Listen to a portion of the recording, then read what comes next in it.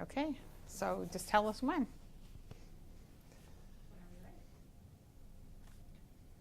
Okay, well, do I say hello or good afternoon or any of that stuff?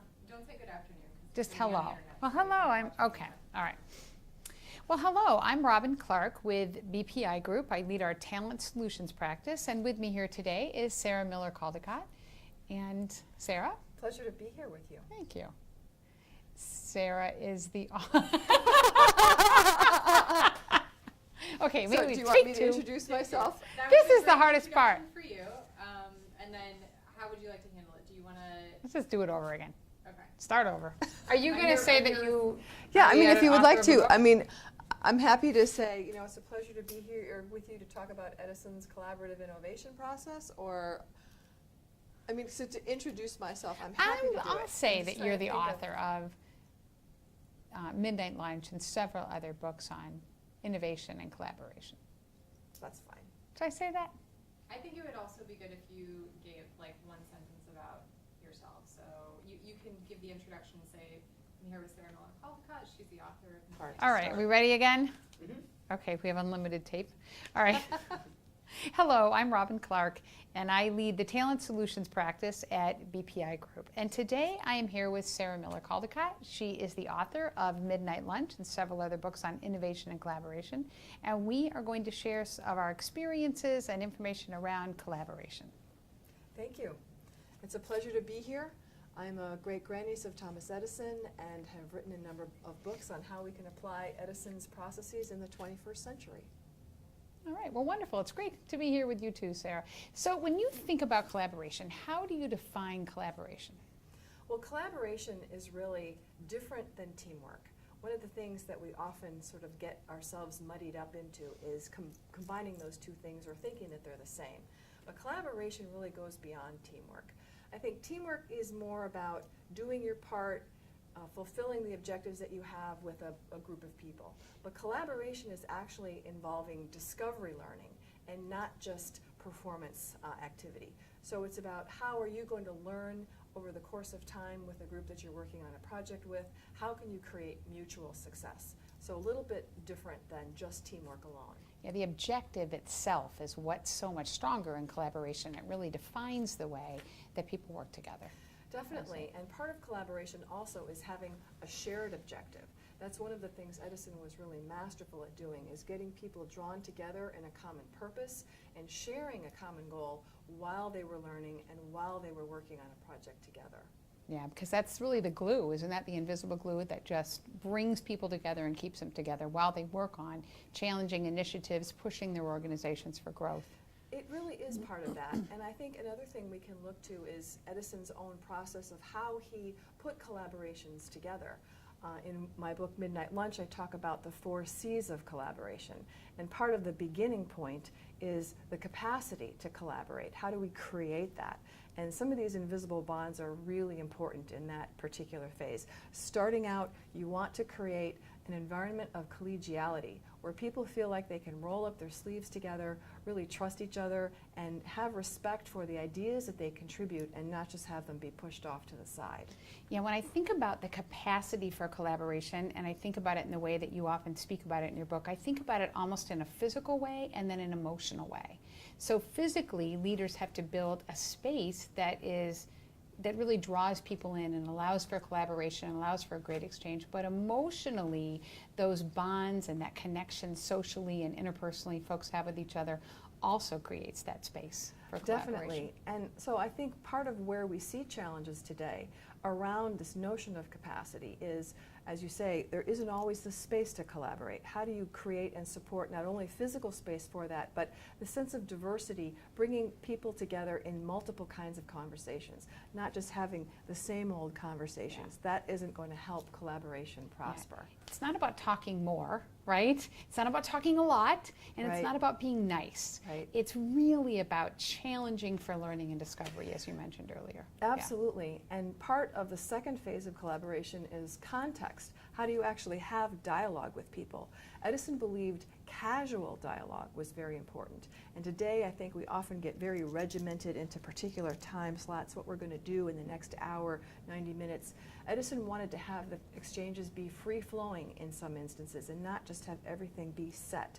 So these casual exchanges help to create new questions and help people have different types of exchanges, which leads to some of that trust and respect that we were talking about. Yeah, because it's all about really looking for those insights and those ahas and exchanging those with each other and building on those in a way that we discover more. And it's hard to schedule that from 8 to 9 or 9 to 10. Definitely. And so Yeah. one of the things I found amazing about Edison's collaboration process was that he would begin with questions. A lot of times we begin with data and we try to move to solutions very quickly. Edison wanted to start with questions, and that led to the discovery learning process. So as you discover together, it shifts your conversations, it shifts the context of your thinking. So when you actually sit down with your team, you are having a different kind of exchange. It isn't just you looking at your watch, figuring out how much longer do I have to be here. Right, right. And you know, when we think about why organizations need this so much today, it seems to me that what I hear is that collaboration is at the top of their agenda because, or they don't even understand collaboration is what they need, but because they want growth and innovation. And there is no way to achieve a growth agenda or to achieve the innovation that we need to achieve in organizations without putting our, not only our heads, but our hearts and our minds and our souls together to figure out how we can create that difference. That's absolutely true. And some of what I found masterful in Edison's approach was this notion of coherence, which is part of the third phase of innovation. How do you get people into alignment? How do you get them on the same page and sharing the purpose that they're endeavoring?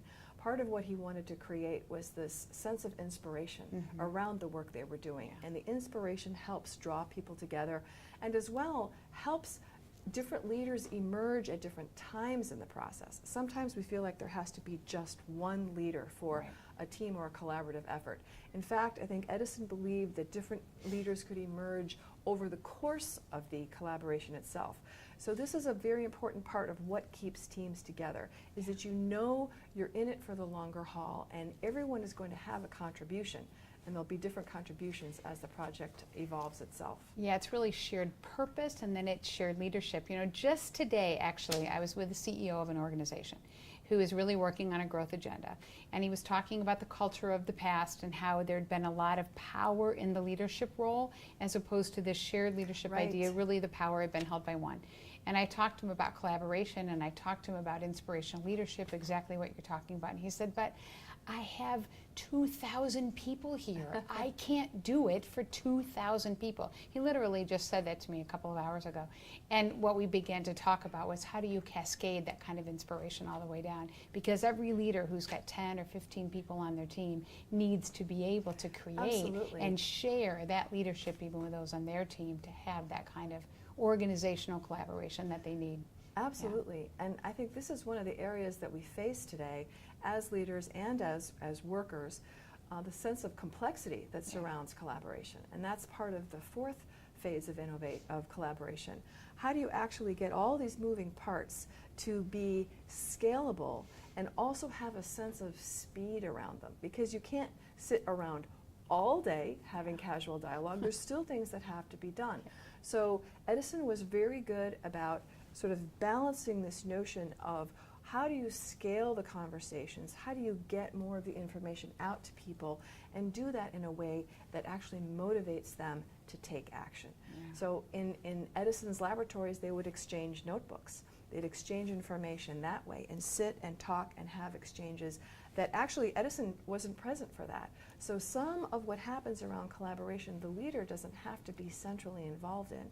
So that sense of spanning the organization and getting these conversations to shift outward from a central team or several small teams is very powerful. We have technologies that can help us with that today. Well, the power of that leadership is when you build that shared purpose, when you build that a spirit of inspiration, then people want to do those things. You don't have to be there to make it happen. They're inspired, really, to behave that way because it's even fun and engaging for them. They're learning, they're growing and developing, and that's provides that sort of spirit. Well, right? engagement and collaboration are very connected, and I think, again, this is one of the differences versus Yeah. teamwork. The sense of engagement that the team has, that they want to be working together, and they're really eager to participate. Yeah, they're excited about what they're creating or what they're building. Now, the other thing that it makes me think about when I think about your idea of complexity is about the whole idea of networking and how important that is in organizations, because really when you're collaborating, you're not necessarily working through traditional hierarchical, but you're working right out from where you are, and you're working Yes. on all different levels, and there's open communication, and the only way to do that is being able to build a strategic network, an operational network, so that you're able to push things through the organization that you need to.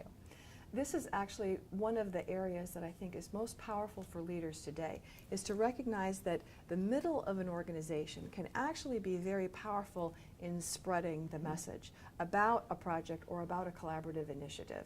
A lot of times we think that communication is primarily top down. Well, that is very important, but then there's also the center outward.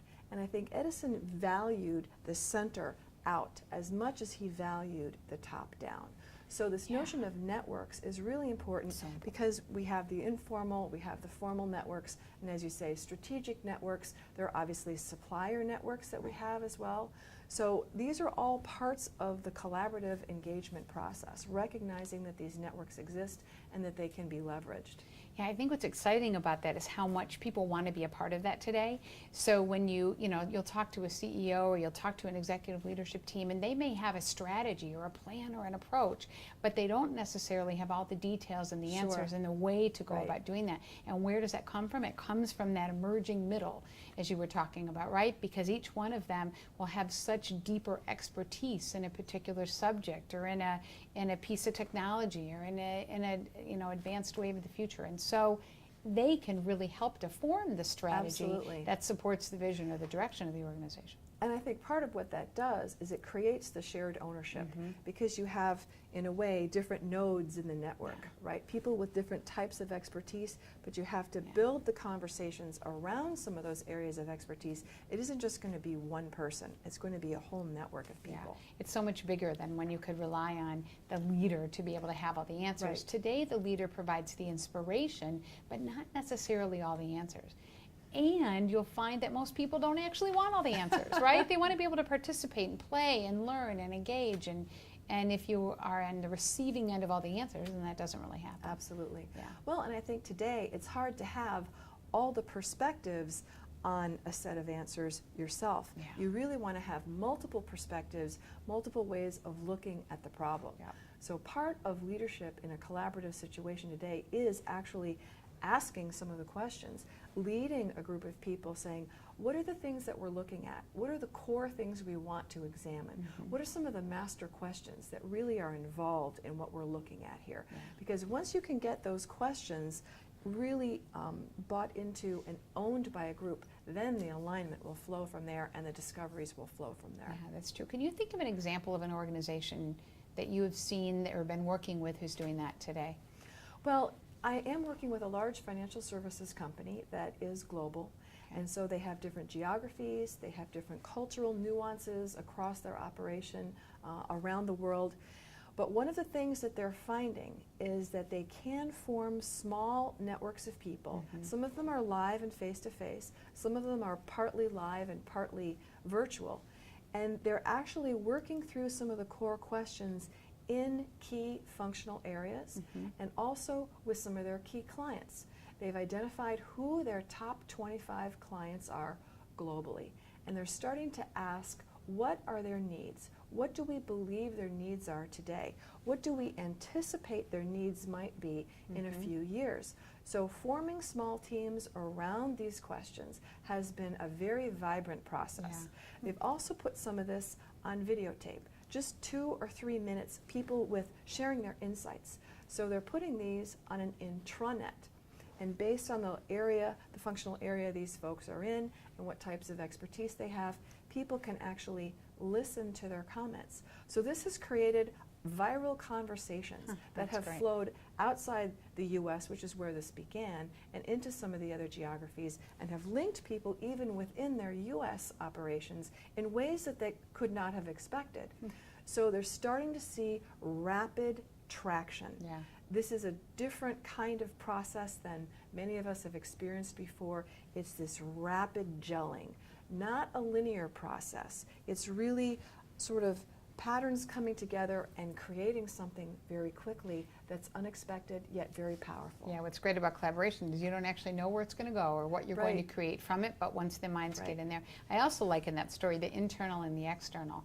Even remembering that we can bring our customers and our suppliers or folks that work outside our organization into the collaborative process as well. Absolutely. And use their thinking and build those networks in order to be able to contribute more. Well, and I think part of the insights I've gotten from working on this project is clients and customers define their problems a little bit differently than a provider might.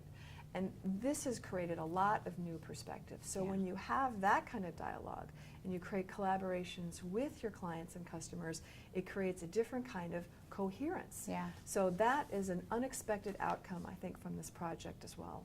Yeah, that is really great. Okay, now I hear this all the time. You can tell me if you hear it too. With what do I do if the senior leadership, the senior team themselves are not collaborative with each other?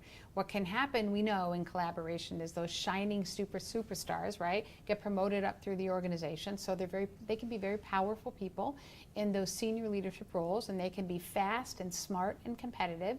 They're not always the best skills and capabilities for collaborators. So in your experience and with what you've seen, what have you done? How Well, have you one of the worked with things I have found to be most powerful in working with leadership teams is to have them actually look at their top 3, top 5 goals for a given fiscal year, or things that they're driving on as an organization for the next 3 years.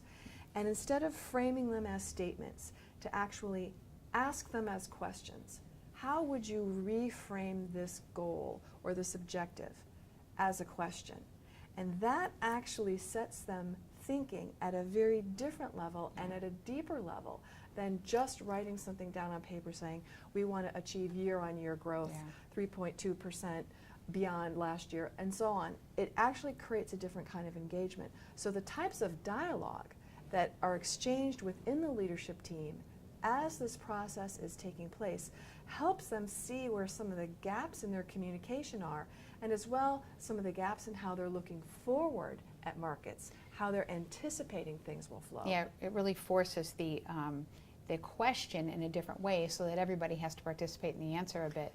You know, and what we find with senior leadership teams too is it's hard for them to come to the table as a, 12-headed executive group, right? Absolutely. Or a 7 or whatever their number might be, instead of coming in their own individual functional silos.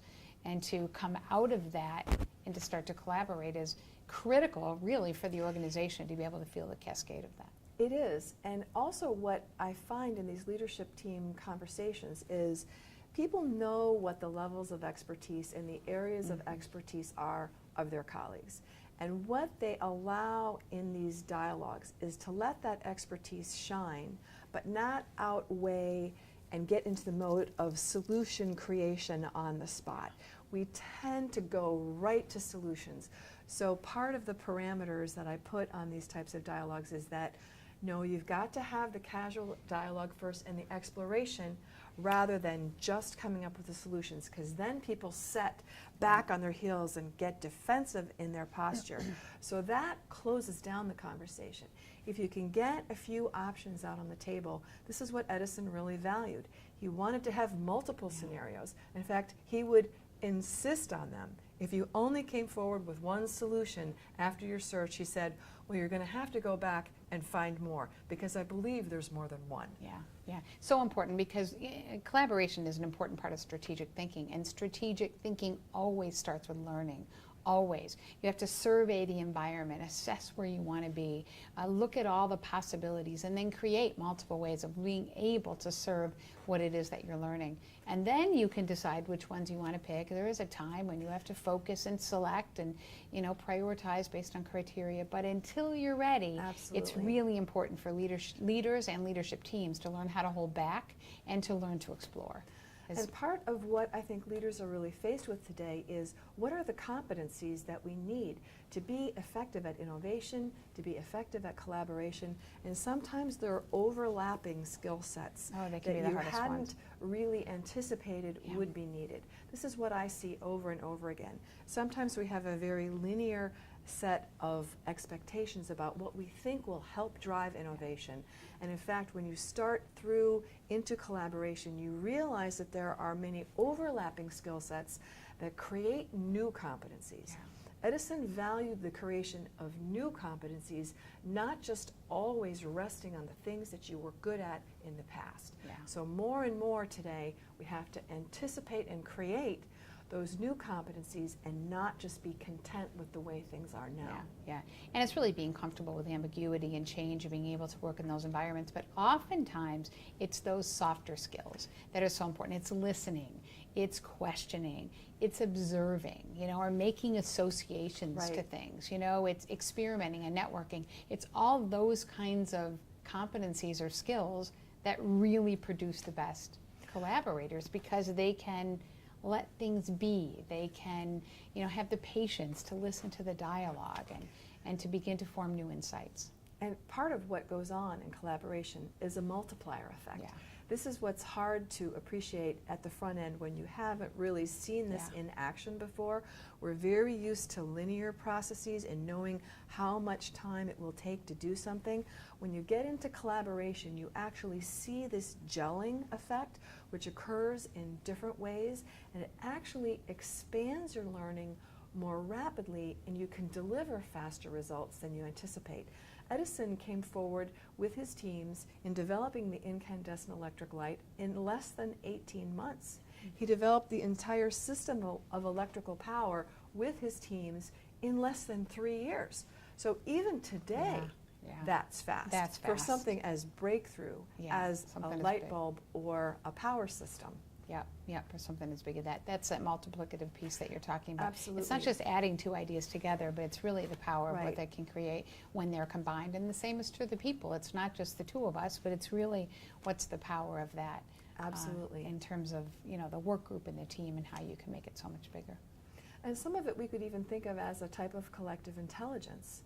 Today with smartphones, with virtual technologies and the platforms that we have, organizations actually can begin to get a sense of what their collective intelligence is as an organization and learn how to tap that. I think that's part of what Edison was doing decades and decades ago, is he created a kind of collective intelligence which was present in his workforce. And collaboration itself was a kind of asset. It was a knowledge asset that he could form and reform multiple times, and that helps him create those new competencies over and over again. So it's a different way of looking at an organization, not just a team, this sense of collective intelligence and what collaboration can do. Yep, and how powerful all that can be in terms of going towards the end result. So you have to build the capacity, right, for collaboration to make sure there's the space for it. We have to make sure that there's the right context. We're asking the right questions. We're looking at the environment in the biggest, most discovery-oriented way, right? We've got to be sure that we've got inspirational leaders that are leading our teams, and then we're removing the roadblocks that can get in the way inside those important. organizations and helping people sort of navigate the power structures and the politics and the turf and all that kind of stuff, right, that makes it so hard to be able to collaborate so that we can create that collective intelligence. Absolutely. All right, so thanks for being here with us today, Sarah. Such a pleasure. And I enjoyed the conversation, and it's delightful just to continue to explore this topic and all the possibilities. Well, that it it's a has. crucial one for our success today. Yeah, it's big on everybody's agenda. So thank No you. question. Thank you. That was fantastic. I We're don't know done. why you guys were worried about doing this at all. I This wanna- is how- I don't care. You want to go first? I'll go first. Okay. One of the most surprising things I learned about Edison's collaboration process was he actually wanted people to prepare ahead of time for their collaborative efforts. So he wanted them to read and actually have a point of view on a particular topic or series of questions when they came to their team meetings. So it wasn't just about one person pulling all the weight. Everyone would have an opinion. So I think preparing for a collaboration is kind of a unique opportunity that we often miss. Yeah, I think we don't realize that collaboration happens outside the moment that you are technically collaborating, right? And that there's a role you play and that things you can bring to it. In our own team and the work that we do, we always call it get your head in the game time, you know? And so everybody will take time in order to be able to get their head in the game so that when we get together as a team, we can just do so much more and get some of that multiplicative effect that we've been talking about. Another thing that people can do is to think about how could we actually express these ideas in some kind of prototype form. Could we build something, could we make a model of it, or could we tell a story about it? Edison believed in narrative prototypes, actually telling the story about an idea. That's part of how he sold his concepts to bankers and venture capitalists and people outside the organization. So being able to articulate your idea in like a narrative prototype is another good way of preparing for a collaboration.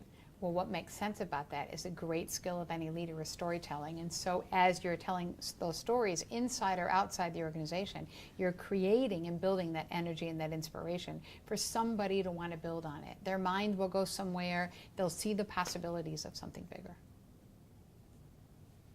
Are we done with that? Yeah. Okay. We're on that question. Okay. And you don't have to worry about introducing yourselves or anything, 'cause Okay. we've got all of that. Oh, in yeah, the- that's true. I'll go the first on website this that one. we Keep put together. reframing Yours it every will time. be better, and you can build on it. Okay. So I'm just going to ask you, how do we define collaboration? It would be helpful if you sort of restate the question in your answer. Okay. So how do we define collaboration? When I think about collaboration and how one can define and look at it, you know, I think about it as a way of working together, but a transformative way of working together. You know, it's all about learning and discovery and pushing yourself in a partnership with others to be able to go further than the actual question on the table. I'm going to have you talk to each other, though. Oh. I think because you're still going to go back. We're to still current- exchanging. You're gonna Okay, give your point of so, view, and she'll give her point of view. When this shows up on a video, You're not going to hear me. right, so in other words, it'll be stated as are a we little doing it slide. again? Well, when I think about collaboration, I think about it as a way of working together, and it's a transformative way of working together because it's about really building and looking for the opportunity and figuring out how 2 or 3 or 4 of us can do something in really a bigger, more transformative way.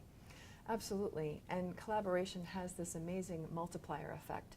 Bringing 3, 4, 5 people together actually yields the work that feels like 10, 12 people. Right. So that's one of the big differences between collaboration and just raw teamwork. Yeah.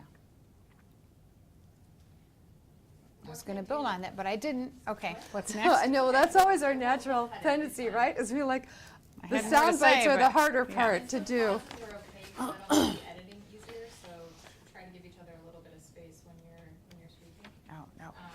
I know, that's so true. I'd like if you the could get pausing. some quick answers to the what can I do to collaborate better as an individual on that one. I don't care. You want to go first? I'll go first. Okay. You know, one of the most surprising things I learned about Edison's collaboration process was he actually wanted people to prepare ahead of time for their collaborative efforts. So he wanted them to read and actually have a point of view on a particular topic or series of questions when they came to their team meetings. So it wasn't just about one person pulling all the weight. Everyone would have an opinion. So I think preparing for a collaboration is kind of a unique opportunity that we often miss.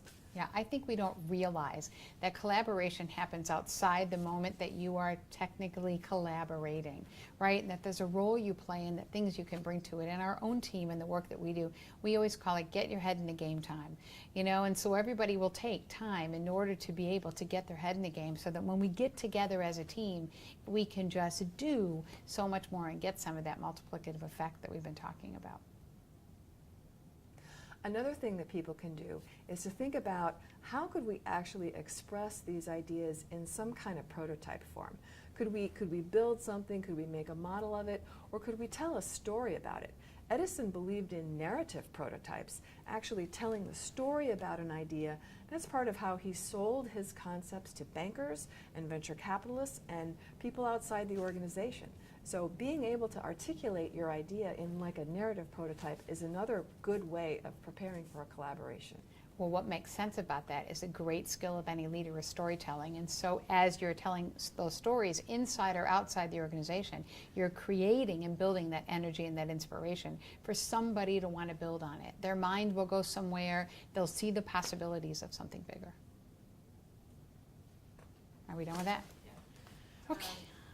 I have an opinion. You got an opinion. Throw in what you got. It's okay. Well, a midnight lunch was a practice that Edison had of occasionally coming back to the laboratory after he'd had dinner with his family. So around 7 o'clock, he'd return to the lab to check on his experiments. There would generally be 10, 12 people there who were also working on their experiments, and he would talk with them, ask them what they were working on, and have them, in fact, exchange dialogue with each other about the experiments they were working on. So there was this round-robin exchange, if you will, and insights that were offered between areas of expertise. Someone might be working on sound, someone might be working on light, someone might be working on motion pictures. So they were very different types of experiments they were doing.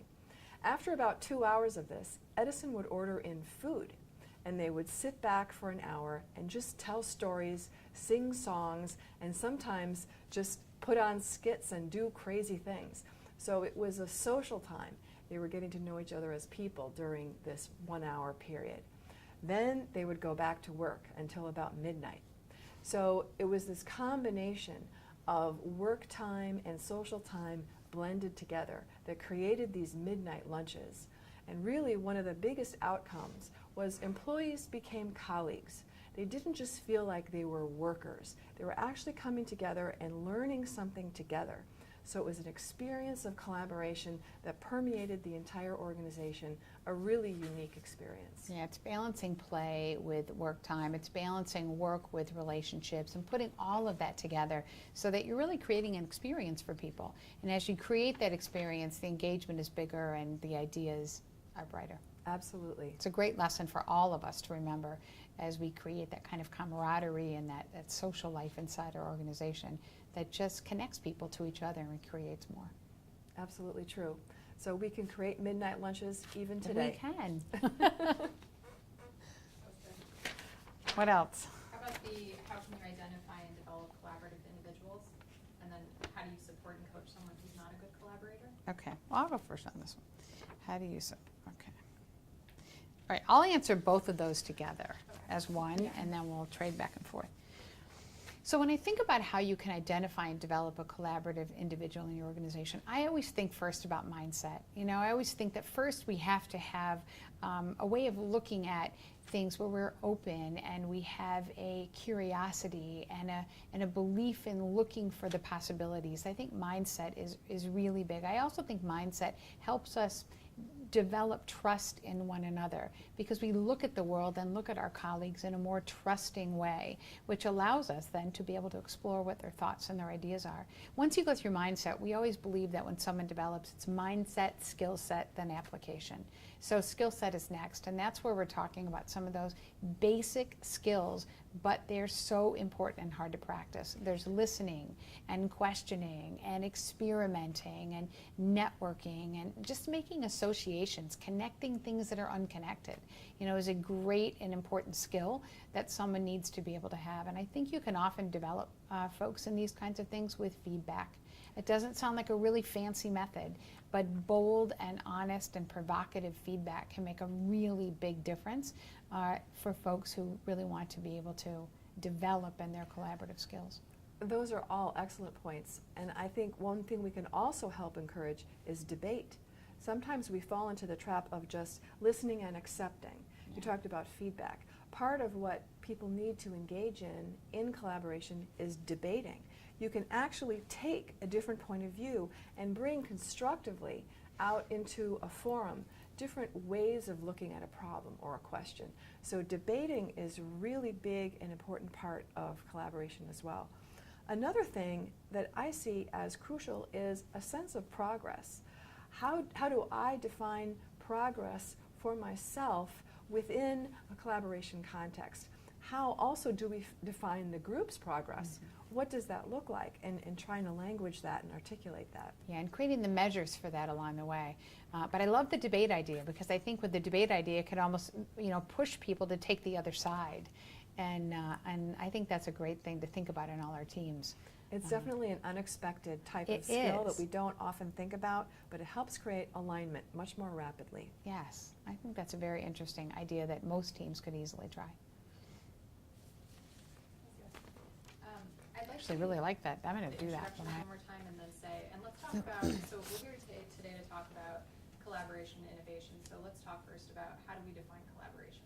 Okay. Do you want me to start with the introduction Yeah, again? so you introduce Okay. yourself, Sarah can introduce herself, and then you can kick it off with the topic. But a few minutes, All not right. 20. Hello, I'm Robin Clark, and I lead the Talent Solutions Group at BPI.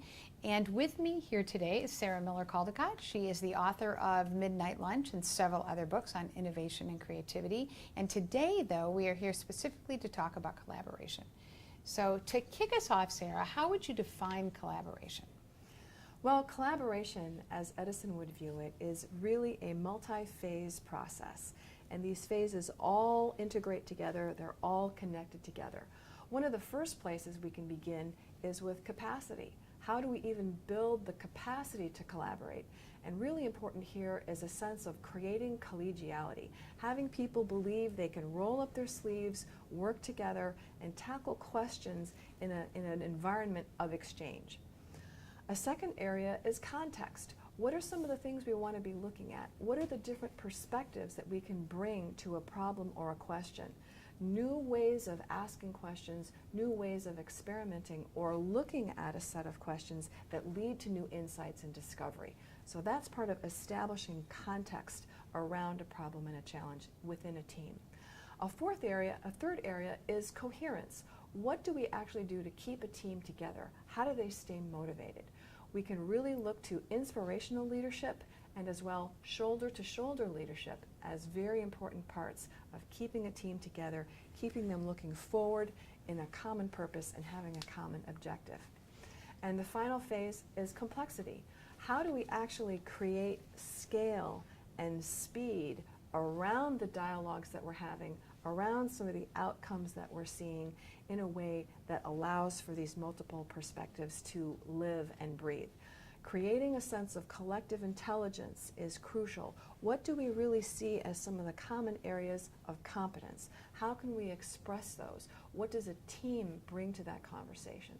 So complexity is part of collaboration and really not something that we can remove or kind of take away from the process. Okay. Is that quick enough?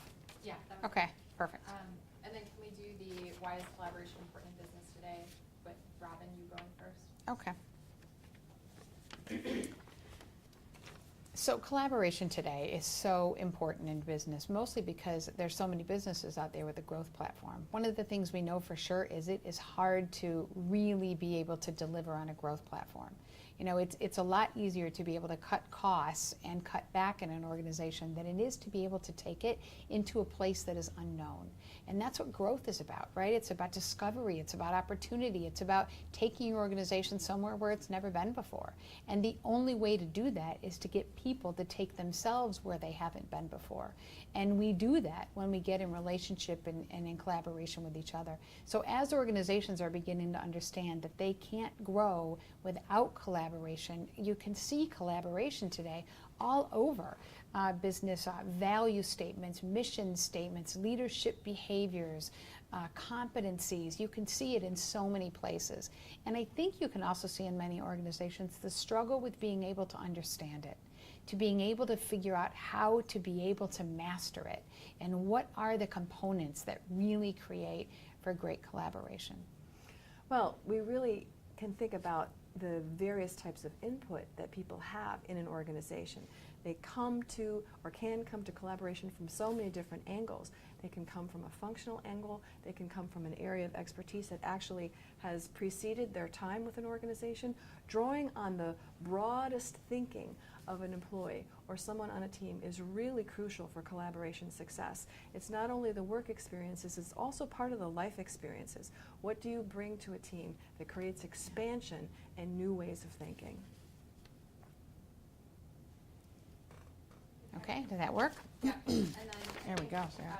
A short version of the answer to what does it look like if a senior, if senior leadership Kristen, then you isn't go. Sure, that's fine. I can say that pretty easily.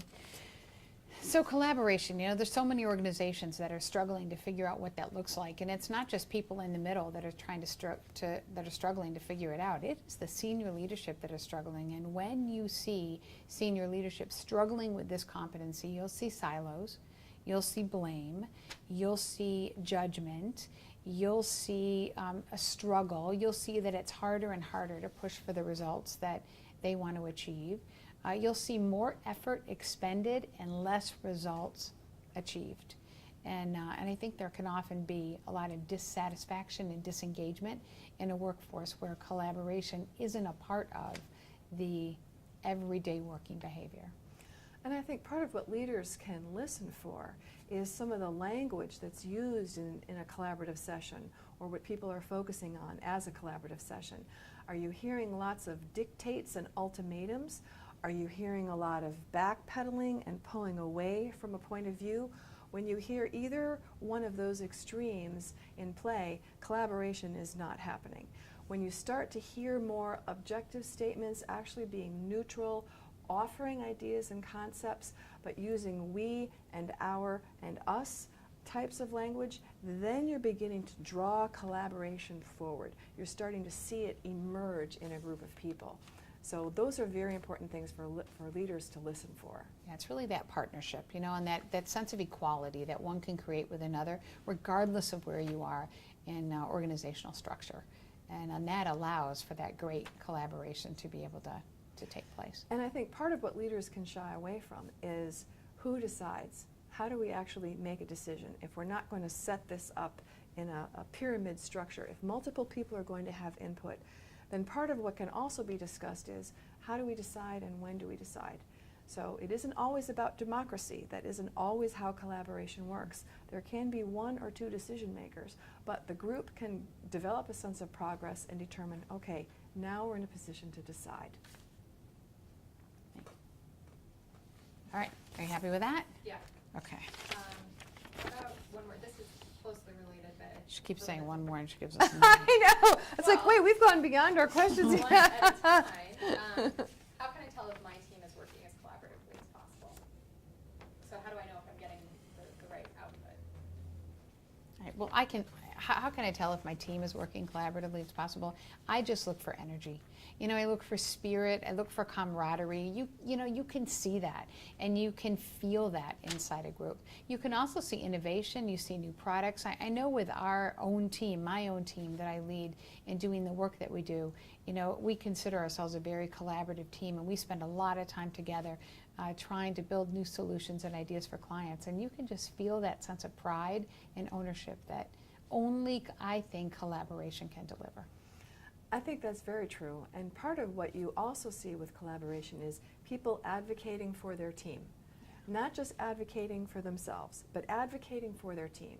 Then you really know when collaboration is present. People are starting to think about the team as a unit and what they can actually do to forward the ball for the entire team. Yeah, what I love about collaboration when I think about it on a team and even on our own team, I love the way that it pushes everybody to contribute more, to give their absolute best, yet it isn't about one-upping and competing with one another. Mm-hmm. And there's a big difference between when you are contributing your best and giving it all you've got because you want the collective product to be its best, and you feel such a part of that. Yes. Then when you're trying to beat each other with every single idea, and that can be, just as much a part of an organization's culture as well. Right. Well, the passion is crucial. Yes. And sometimes the passion exposes itself through energy and dynamism, and sometimes it'll expose itself as debate. But you always want it to be constructive, and I think that's a huge part of what distinguishes collaboration from other types of team engagement. Yeah. Okay. And I think, let's do one more round of the thank yous, like the Oh. sort of wrapping it up. how do we wrap it up? We never talked about that. I'm like, should I summarize anything or should I not? Or what do I do? How do we wrap it up? I mean, I'm open-minded. I just didn't We know could what even to try a do. few things. Yeah, and I realized we never talked about it. Yeah. Once we got to that point, I'm like, she tells me to wrap it up, but I don't know how. Or you just have us, Maybe she can have, And you wanna say, maybe like, you can thank ask you me. for- Maybe I can ask you, and then you can say, so Robin, do you have one thing that you would leave? And then I can say what it is, and then I can say, so thank you, Sarah, for being with us. Can I do that? Yeah. All right. So Sarah, as we start to, should I say that or not? As we start to wrap up. That's fine. Yeah. All right. or just, yeah, as we're Yeah. wrapping up, whatever. So Sarah, as we're wrapping up today, do you have one piece of advice that you would leave with those watching? Well, one thing that organizations worry about is, are my teams creative enough? And if collaboration is present, you don't have to worry about the creativity side, because the collaboration will begin drawing forward the experiences, the expertise, and the exchange between the people on the team in a way that you could never have anticipated. So the creative juices start to flow, our minds begin using the best of the left hemisphere, the best of the right hemisphere, all the best stuff comes out. Yeah, I think that really makes a difference. I think when leaders do that, they build that space, that capacity, that place for collaboration to just grow and flourish inside a team, and then ultimately that spreads to inside an organization. And you can see a difference in what those organizations can produce and what they can achieve, and the culture that they continue to cultivate Definitely. for the employees and folks that work there. So thank you, Sarah, for being with us today. It's been an absolutely enjoyable conversation. Such a And pleasure. Yes, Thank you. You are so welcome. That was good. Yeah. All right, there we go. You want to try anything else? Sure, we could, I think when What's you another do one? this multiple times, it just, you just, it's like collaboration. It You gets gotta better have with more than one time. solution. Yeah. So, Let's try a few options. What's another way we could end? so I could, I haven't asked Robin any questions, Yeah. per se. Yeah. And so maybe let me think of how to frame this. So, working inside organizations, I get a unique viewpoint on how their teams are working and how collaboration operates. You have certainly unique perspectives as well on how collaboration is working in companies today. Yeah, and I do a lot of senior team executive leadership work, and you can really see inside those teams, what a struggle collaboration can actually be. There can be a lot of competition at that head table.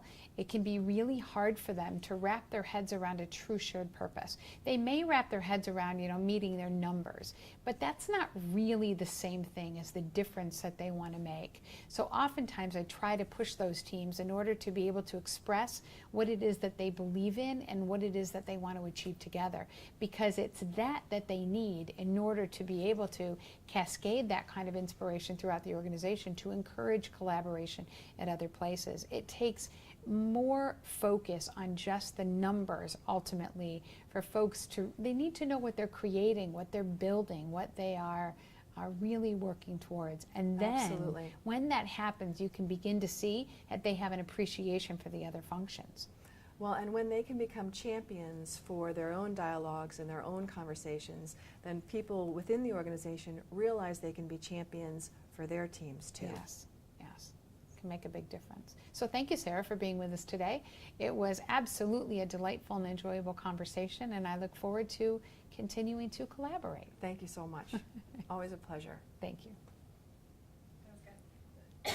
was good. Any other? I really like that dynamic An too of having encounter when they're going through their collaboration process is they come to a down point. They I'm come. sorry. If you're Sorry, good, yeah. I stopped and then I Oh, started ready all right, to I'll do start, this so again. That was so seamless. Oh, okay. But, we're going now, so sorry about Okay. that. You just start over. I apologize.